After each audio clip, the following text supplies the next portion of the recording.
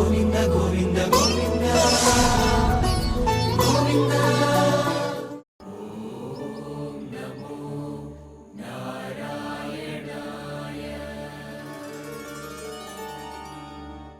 ఓం నమో వెంకటేశాయ. శ్రీ విష్ణు సహస్రనామ మాధుర్యమనే ఈ శీర్షిక ధారావాహికంగా అలా వెడుతూ వెడుతూ వెడుతూ 81వ ఘట్టం దాటి 82లోకి ప్రవేశించింది ఆ మహానుభావుని అనుగ్రహం కారణంగా.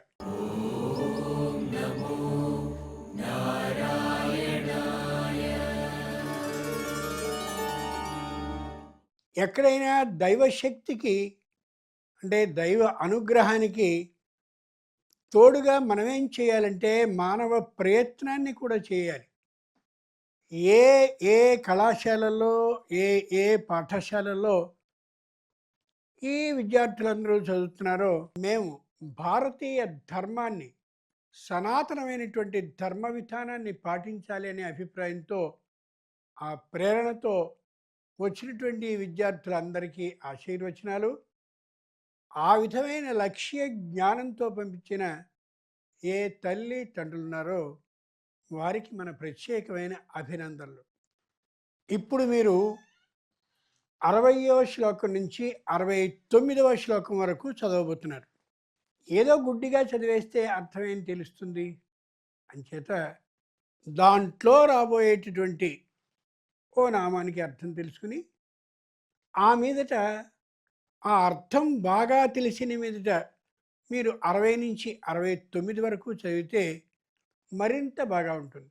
కాబట్టి ముందు ఒక నామానికి అర్థాన్ని మనం తెలుసుకుందాం.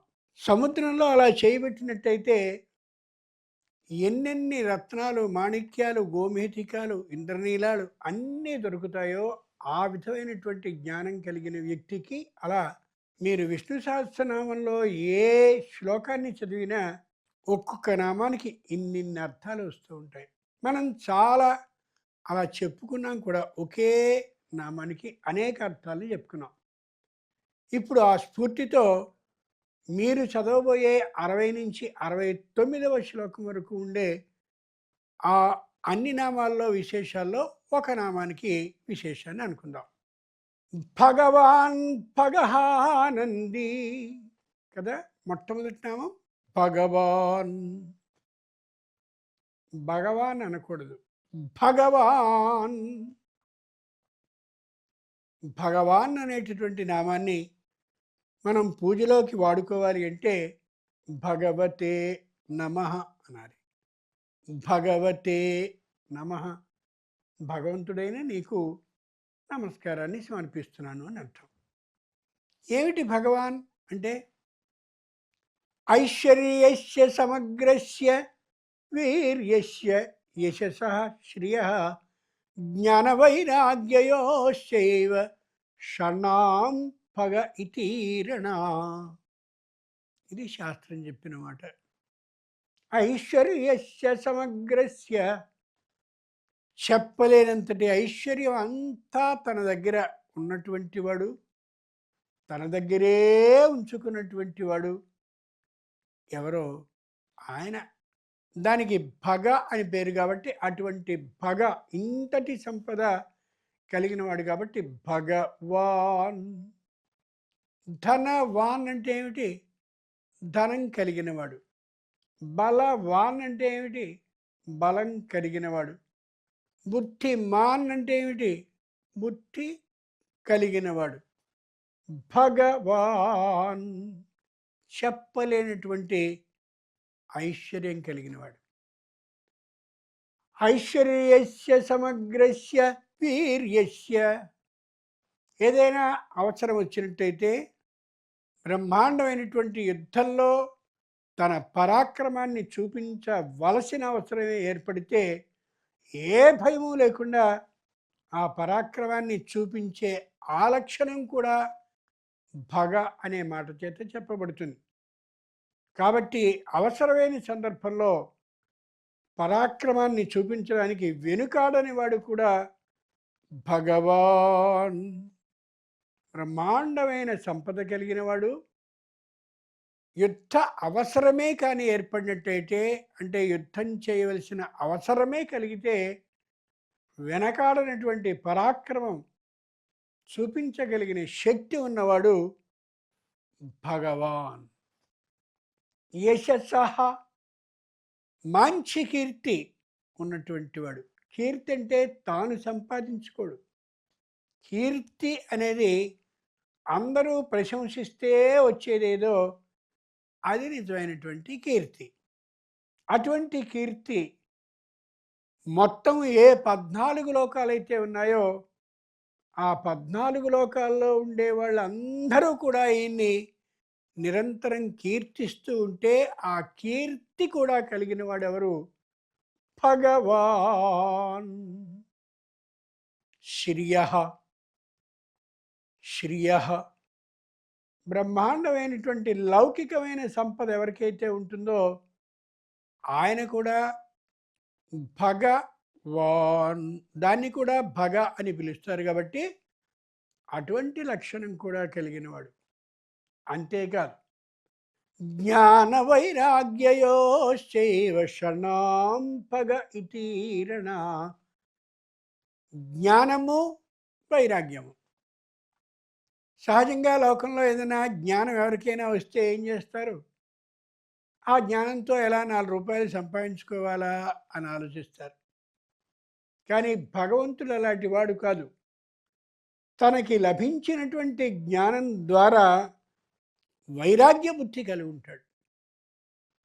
ఓ క్రౌంచ పక్షిని ఆ శ్రీ మహావిష్ణువే కిరాతుని రూపంలో వచ్చి కొడితే మగ క్రౌంచ పక్షి పడిపోతే ఆడు క్రౌంచ పక్షి గిరగిర తిరుగుతూ విపరీతంగా ఏడిచింది. అప్పుడు అమోఘమైన శ్లోకం వచ్చింది. ఎవరికి? వాల్మీకి మహర్షికి. అబ్బో నాకు శ్లోకం వచ్చింది, ఇంకేముంది, పెళ్ళిళ్ళలో పంచరత్నాలు చదువుదాం, లేకపోతే నక్షత్రమాలని 27 శ్లోకాలు చదువుదాం, లేకపోతే ఓ శతకం రాసుకుందాం అనుకోలే ఆయన. ఈ కవిత్వాన్ని, ఏదైనా లోకానికి పనిచేసే మహాద్భుత గ్రంథాన్ని ఇతిహాస రూపంగా అందించాలని శ్రీ మహావిష్ణువు యొక్క అమోఘమైన చరిత్రని అంతటినీ కూడా శ్రీమద్ రామాయణంగా అందించాడు ఆయన. అంటే జ్ఞానం దేనిగా పర్యవసించాలి? జ్ఞానం అనేది వైరాగ్యం వైపుకి వెళ్ళాలి. ఇవన్నీ ఇన్ని విశేషాలు ఉన్నటువంటి పదం భగ అనేది. ఇంకొకటి చెప్పి ముగిద్దాం. ఉత్పత్తి ప్రళయం చేవ భూతానాం ఆగతిం గతిం, భూతానాం ఆగతిం గతిం, వ్యక్తి విద్యాం అవిద్యాం చ స వాచ్యో భగవానితి. భగ అనే శబ్దానికి ఇంకో అర్థం ఉందని భగవద్గీత చెప్తోంది. ఏమిటది? ఉత్పత్తి ప్రళయ చేవ. ఎప్పుడు ఈ లోకాన్ని సృష్టించాలి? ఎప్పుడు ఈ లోకాన్ని పూర్తిగా ముగింపు చెయ్యాలి? ఉత్పత్తి ప్రళయ చేవ భూతానాం ఆగతిం. భూతము అంటే మనం ఏదో అనుకునే భూతాలు దెయ్యాలు అవి కావు. జీవులు, జీవించి ఉండేటటువంటి అందరినీ భూతాలు అంటారు. అంచేత జీవించే వాటిలో మృగాలు ఉంటాయి, పశువులు ఉంటాయి, పక్షులు ఉంటాయి, 2 కాళ్ళ జంతువులు ఉంటాయి, 4 కాళ్ళ జంతువులు ఉంటాయి, అన్నీ ఉంటాయి కదా. ఇవన్నీ ఎప్పుడు వీటిని సృష్టించాలి? ఎప్పుడు వీటిని మళ్ళీ ముగింపు చేస్తూ ధ్వంసం చేయాలి. భూతానాం ఆగతిం గతిం, వ్యక్తి విద్యాం అవిద్యాం చ. ఏది నిజమైన జ్ఞానమో, ఏది నిజం కానిటువంటిది అజ్ఞానం అవుతుందో, వీటన్నిటి గురించి తెలిసినటువంటి వాడు భగః. ఇది భగ అని పేరు కాబట్టి అటువంటి భగ, అటువంటి లక్షణం కలిగిన వాడు సవాచ్యో భగవానితి. ఇది దీనర్థం.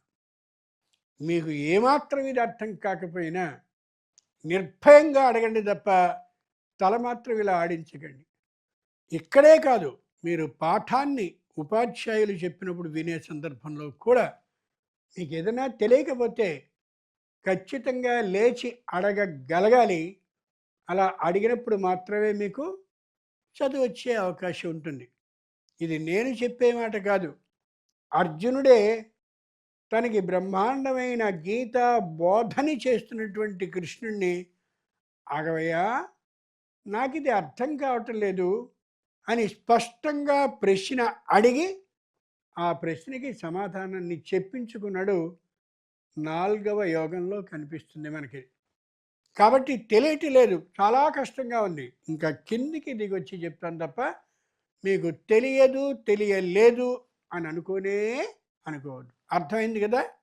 అది ఇప్పుడు మీరు ఈ స్ఫూర్తితో ఒకే గొంతుతో 60 నుంచి 69వ శ్లోకం వరకు గట్టి గొంతుతో పక్క వాళ్ళ గొంతుతో సరిపోతుందా నా కంఠం అనే ఆలోచనతో చక్కగా చదవండి.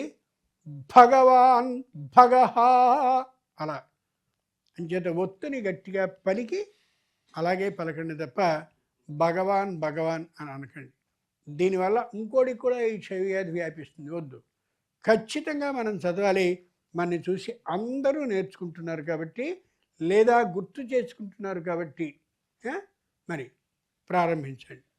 భగవాన్ భగహానంది వనమాలి హలాయుధః ఆదిత్యో జ్యోతిరాదిత్య సహిష్ణుర్గతి సత్తమః సుధన్వా ఖండ పరశుర్ధారుణో ద్రవిణప్రదః దివ్యస్పృక్ సర్వదృగ్వ్యాసో వాచస్పతిరయో నిజః త్రిసామా సామగः సామ నిర్వాణం భేషజంభిషక్ సన్యాసకృచ్ఛమశాంతో నిష్ఠా శాంతిపరాయణం సుభాంగः శాంతిదः స్రష్టా కుముదः కువలేశయః గోహితో గోపతిర్గోప్తా వృషభాక్షో వృషప్రియః అనివర్తి నివృతాత్మా సంక్షేప్తాక్షేమకృచ్ఛివః శ్రీవత్సవక్షా శ్రీవాస శ్రీపతి శ్రీమతాంబరః శ్రీధర్ శ్రీశ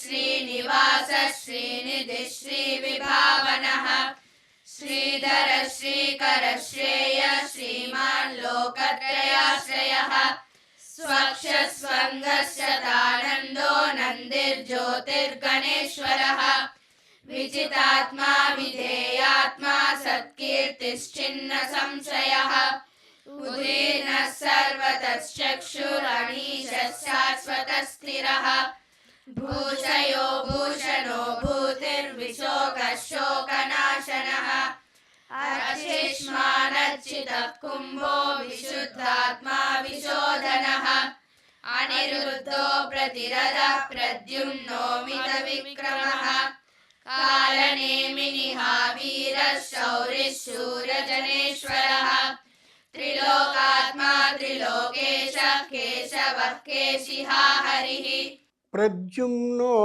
అమిత విక్రమః. ప్రద్యుమ్నో అమిత విక్రమః తెలిసిందా? ప్రద్యుమ్నో మిత విక్రమః అంటే తప్పు అవుతుంది అర్థం. ఏమా లేదా ప్రద్యుమ్నో అమిత విక్రమః, అక్కడ ప్రత్యేకంగా ఒక గుర్తుంది చూడండి. నో తర్వాత అంటే దీంట్లో ఆ అనేది చేరిపోయింది అని సూచిస్తుంది అన్నమాట. భగవంతుడు ఎంత గొప్పవాడంటే యశ సహ శ్రియ, అమోఘమైనటువంటి కీర్తి కలిగిన వాడని అర్థం. కొంతమందిని మనం లోకల్లో చూస్తున్నాం, నన్ను అధ్యక్షుడిగా ఉంచినట్టయితేనే నేను ఆ సభకు వస్తాను, లేకపోతే నేను రాను అని ఇలా ప్రాధేయపడుతుంటారు. మొత్తానికి బతికినాడు చచ్చి చెడి అక్కడ కూర్చుని అప్పుడు మళ్ళీ కథను నడిపిస్తూ ఉంటారు. అది సిగ్గులేనితనంతో సమానం. భగవంతుడు అట్లాంటి వాడు కాదు. అందరి చేతను కీర్తింపబడతాడు తప్ప ఈ విధంగా ప్రాధేయపడో బతివినాడో బుజ్జగించో అధికారాన్ని చూపించో చెయ్యడు. ఇవన్నీ మనకి లౌకికంగా కనిపించేటటువంటివి. అలాంటివి ఉండకూడదు. బాగా ఆలోచించి చూసుకోవాలి. స్పష్టమైనటువంటి శక్తి అదే ఉండాలి. నరత్నమన్విష్యతి మృగ్యతే తత్. రత్నం ఎప్పుడూ కూడా తనకుండేటటువంటి శక్తి కారణంగా అందరూ తన్ని అలా వచ్చి నువ్వు రావా నువ్వు రావా అని బతిమిలాడించుకుంటారు తప్ప రత్నం అందరి దగ్గరికి వెళ్ళి నన్ను కాస్త నన్ను కాస్త నన్ను కాస్త అని అడగాల్సిన అవసరం దానికి లేదు. అలాంటి అవసరం లేనటువంటి వాడు ఇట్లా ప్రాధేయపడుతుంటాడు, బుజ్జగిస్తుంటాడు, అధికారాన్ని చూపిస్తూ ఉంటాడు. తెలిసిందా? భగవంతుడు స్వతసిద్ధమైనటువంటి ఈ లక్షణాలన్నీ కలిగినవాడు. ఎంత గొప్పగా ఉంది దీని అర్థం. మీరు ఇప్పుడు చదివిన దాంట్లో భగవాన్ తర్వాత వచ్చినటువంటి నామం భగహ అని. భగవాన్ అనే నామంతో మనం భగవంతుణ్ణి అర్చించాలి అన్నప్పుడు భగవతే నమః అంటాం. రెండవ నామం ఏమిటి? భగహ. ఇప్పుడు మనం ఏ లక్షణాలు అనుకున్నాం? బ్రహ్మాండమైనటువంటి ఎవరికీ లేనంతటి ఐశ్వర్యం కలిగినవాడు, పరాక్రమం కలిగినవాడు, కీర్తి కలిగినటువంటి వాడు, అంతేకాక లౌకికమైనటువంటి సంపద కలిగినవాడు, దీంతో పాటుగా జ్ఞానం కలిగినవాడు, ఆ జ్ఞానం వైరాగ్యం వైపు పర్యవసించేలా చూసుకునేవాడు ఎవరో ఆయన భగవంతుడు అనుకున్నాం. పక్కనామం ఏమిటంటే ఈ లక్షణాలు ఏమీ లేనివాడు అని. అది విష్ణు సహస్రనామంలో గొప్పదనం. అణు బృహత్ కృశ స్థూల. ఏ నామం అయితే చెప్పారో ఆ పక్కనే ఆ నామం దానికి వ్యతిరేకంగా ఉంటుంది. అణు అస్సలు కనిపించినటువంటి చాలా సూక్ష్మంగా ఉంటాడట భగవంతుడు. బృహత్ చాలా పెద్దగా ఉంటాడట. కృశ చిక్కిపోయి ఉంటాడట. స్థూల విపరీతమైన లావుగా ఉంటాడట. గుణభృత్ అనేకమైన మంచి గుణాలు కలిగినవాడు. నిర్గుణో ఏ గుణాలు లేనివాడు. ఇదేమిటండి ఇప్పుడే కదా ఇలా చెప్పారు మళ్ళీ అలా చెప్తున్నారు ఏమిటి అంటే దాన్ని లో దృష్టితో చూసినప్పుడు మనకు అర్థమవుతుంది. అర్థమవుతుందా? ఎప్పుడు లో దృష్టితో చూడాలి తప్ప పై దృష్టితో మనం ఎప్పుడూ ఆలోచించకూడదు. అన్నిటికంటే గొప్ప ఐశ్వర్యం ఏమిటో తెలిసిన ఉత్సాహంగా ఉండడం. నేను అదృష్టవంతుణ్ణి అని అనుకోవడం. అదృష్టవంతుణ్ణి అనుకోవాలి. నారదుడు ఎవరు? పూర్వజన్మలో ఒక పని మనిషి కొడుకు. నాన్న కూడా పోయాడు. వాళ్ళ అమ్మకి భర్త లేడు, తనకి తండ్రి లేడు కదా, వితంతువు. అయ్యో నాన్న పోయాడు, మా అమ్మ ఇలా వితంతువుగా ఉంది, మాకు సొమ్ము లేదు. ఆ ఇంటికి ఈ ఇంటికి వెళ్ళి పని మనిషిగా ఉంటూ ఆ చెంబులు అంట్లు తోముతూ ఉండడం, వీధి చిమ్ముతూ ఉండడం, ఇదే చేస్తే మా జీవితం ఎప్పటికి తెల్లారుతుంది అనుకోలా. బాగా గుర్తుంచుకోండి, ఈ వయసులో ఉన్నటువంటి మీకు ఉండాల్సింది ఉత్సాహం ఉండాలి. నేను చాలా అదృష్టవంతుణ్ణి. ఎందుకో తెలిసినా మా నాన్న పోయినా నన్నే ప్రాణంగా చూసుకుంటున్నటువంటి మా అమ్మ ఉంది, చాలు నాకు మా అమ్మ ఉంది, అందుకే నేను అదృష్టవంతుణ్ణి అనుకున్నాడు. అర్థమైందా? 45 మార్కులే వచ్చాయి ఈసారి. ఏం భయపడకండి, ఖచ్చితంగా నేను ఇంతకంటే మార్కుల్ని సంపాదించి తీరాలి అనే ఉత్సాహంతో ఉండండి తప్ప నా బతికింతే అనుకోవద్దు. ఎప్పుడు అనుకోకూడదు. ఈ వయసులో అస్సలు అనుకోకూడదు. చాలామంది నాకేం కలిసి రావట్లేదండి అంటుంటారు. వాడి బతుకులో వాడికి అలా కలిసి రాదు, ఎప్పుడు అలా అనుకుంటూ ఉంటే. తర్వాత వాళ్ళ అమ్మ వెంట పనులకి వెడుతూ ఉండేవాడు. ఏది? ఇల్లు ముందు ఉండేటటువంటి వాకిల్ని శుభ్రపరచడం, నీళ్లు చల్లడం, ముగ్గు అమ్మ పెడుతూ ఉంటే ముగ్గు బుట్టని అందిస్తూ ఉండడం, ఇలాంటి పనులన్నీ చేస్తుండేవాడు. ఆ పిల్లవాడు అలా చేస్తూ ఉంటే ఆమె అనుకుంటూ ఉండేది, నేను ఎంత అదృష్టవంతురాల్ని, నా భర్త పైలోకానికి వెళ్ళిపోయినా నేనే ప్రాణంగా చూసుకునేటటువంటి పిల్లాడు నాకుండి వాడు నాకు అండగా నిలబడ్డాడు, నేనంత అదృష్టవంతురాల్ని అని ఆవిడ అనుకునేది. అర్థమవుతుందా? చిత్రం ఏంటంటే నారదుడు పూర్వజన్మలో ఉన్నటువంటి వాడు, పని మనిషి కొడుకైనటువంటి వాడు, వాళ్ళ అమ్మ ఏ ఇంటికి వెళుతోందో వెళ్ళేవాడు. ఆ ఇల్లు బ్రహ్మాండమైనటువంటి సంస్కారం సంప్రదాయం కలిగి ఉన్నటువంటి ఉత్తమ బ్రాహ్మణ గృహం. పొద్దున్నే తెల్లవారుజామునే లేవడం, స్నానం మొదలైనవన్నీ పూర్తి చేసి సూర్యుడు రాకుండానే దీపాన్ని సూర్యునికి ప్రతిబింబంగా ఇంట్లో వెలిగించడం, వెలిగించి వెంటనే దైవ పూజకి కావలసిన అన్ని ఏర్పాట్లు చేసుకోవడం. ఇలా చూస్తూ ఉండేవాడు నారదుడు. మా అమ్మ అదృష్టవశాత్తు, నా అదృష్టవశాత్తు మంచి సంస్కార సంప్రదాయాలు కలిగినటువంటి ఉత్తమ గృహంలో చేరింది. ఎంత అదృష్టవంతుణ్ణి!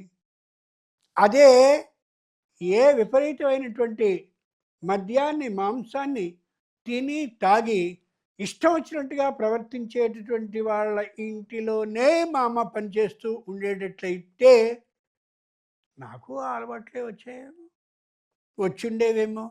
చాలా అదృష్టవంతుణ్ణి అనుకున్నాడు. గుర్తుంచుకున్నారా? మనం ఎప్పుడూ కూడా ఉత్సాహంగా ఉండి కలిసి వచ్చిన దాని గురించి ఆలోచించుకోవాలి తప్ప అయ్యో నేడుస్తూ ఉంటే ఎప్పటికీ మనం ఎదగనే లేము. ఎంత గొప్ప మాట అది. అంచేత భగవంతుడు ఎప్పుడూ కూడా ఏం చేస్తాడు, మనకి ఏది ఇవ్వాలో ఆలోచించి అంతా ఇస్తాడు. భగవంతుడిని ప్రార్థిస్తూ ఉంటే తప్పక మనకు అన్నీ కూడా కలిసి వచ్చి తీరుతాయి. అర్థమవుతుందా మీకు? ఈ స్ఫూర్తితో భగవాన్ భగహ, ఈ భగహ అనేటటువంటి నామంతో మనం భగవంతుణ్ణి పూజించాలి. అంటే భగగ్నే నమః, భగగ్నే నమః. ఇప్పుడు ఏ లక్షణాలన్నిటినీ భగ అని అనుకున్నామో వాటన్నిటినీ ధ్వంసం చేసేవాడు, నాశనం చేసేవాడు అని అర్థం. ఎప్పుడు ఈ లోకాన్ని పుట్టించాలో, ఎప్పుడు ఈ లోకాన్ని ముగింపు చేయాలో ఆయనకి తెలుసు.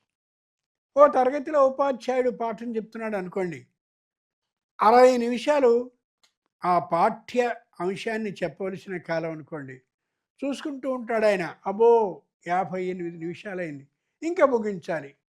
ఎప్పుడు ప్రారంభించాలో ఆయనకి తెలుసు, ఎప్పుడు ముగించాలో కూడా తెలుసు ఆయనకి. ఎంత చెప్పాలో తెలుసు, ఎంత చెప్పకూడదో తెలుసు. మీ స్థాయి ఎంతుందో అంత మాత్రపు ఆలోచనతోనే మీ బుద్ధిలోకి ఎక్కేలా ఏ స్థాయికి దిగి చెప్పాలో ఆయనకి తెలుసు. ఏ స్థాయికి ఎత్తుకు వెళ్ళిపోయి చెప్పకూడదో తెలుసు ఆయనకి. అది అంచేత ఈ లక్షణాలన్నీ కలిగినటువంటి వాడు, ఆ లక్షణాలన్నింటినీ లేకుండా చేసేటటువంటి వాడు కూడా ఆ పరమాత్మే. ఇప్పుడు అర్థమైందిగా? అంచేత ఇప్పుడు మీరు వెళ్ళి అదే 60వ శ్లోకం నుండి 69వ శ్లోకం వరకు చదవండి. ఒత్తులు ఏవైతే ఉన్నాయో భగవాన్ హలాయుధ సుధన్వా ఖండపరశు, అటువంటి సందర్భాల్లో అతి ముఖ్యంగా సుధన్వా ఖండపరశు అలా చదవండి. ప్రజుమ్నో అమిత విక్రమ అని చదవండి. ఇప్పుడు మనం 60 నుంచి 69వ శ్లోకం వరకు చదవబోతున్నాం. ఉత్సాహంగా, ఆనందంగా ఒకే గొంతుతో చదవండి. తప్పులు లేకుండా, తప్పులు రాకుండా చదవండి. మహాప్రాణాల్ని గట్టిగా ఒత్తి పలకండి. ప్రారంభించండి.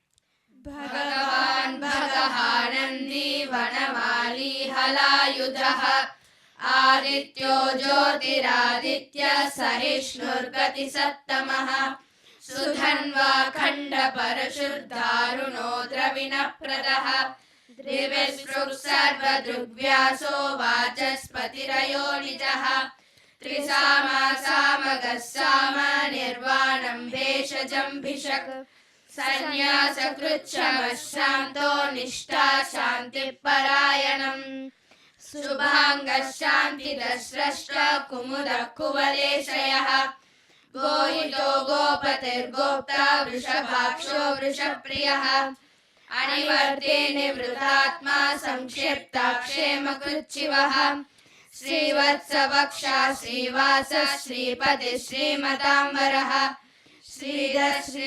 శ్రీనివాస శ్రీనిధి శ్రీ విభావనః విభావనః. మళ్ళీ శ్రీధర చదవండి. శ్రీధర శ్రీకర శ్రేయ శ్రీమాన్ లోకత్రయాశ్రయః स्वक्षस्वङ्गः सदानन्दो नन्दिर्ज्योतिर्गणेश्वरः विदितात्मा विधेयात्मा सत्कीर्तिश्चिन्न संशयः उदीर्णः सर्वतश्चक्षुरणीशः शाश्वतस्थिरः भूषयो भूषयो भूतिर्विशोकः शोकनाशनः अर्चिष्मानर्चितः कुम्भो विशुद्धात्मा विशोधनः अनिरुद्धो प्रतिरथः प्रद्युम्नो विक्रमः कालनेमिनिहा वीरः शौरिः शूरजनेश्वरः त्रिलोकात्मा त्रिलोकेशः केशवः केशिहा हरिः. ఈ స్ఫూర్తితోనే పై శ్లోకాల్ని కూడా చదువుకుందాం. ప్రతి శ్లోకంలోనూ మంచి అర్థం ఉన్నటువంటి నామాలు మాత్రమే ఉన్నాయి కాబట్టి మీ స్థాయిలో మీకు ఏ నామం అర్థమవుతుందో ఆ నామాన్ని అలా చదువుకుంటూ పెడదాం. మీలో చిన్న తేడా ఏమిటంటే ఆ ఒత్తులు ఉన్నటువంటి సందర్భంలో ఒకళ్ళు మాత్రమే చదవట్లేదు. అది కానీ మీరు చదివారనుకోండి గట్టిగా దాని అర్థం తెలుస్తూ ఉంటుంది. తెలిసిందా? అంచేత అలా చేయండి. విన్నారు కదండి.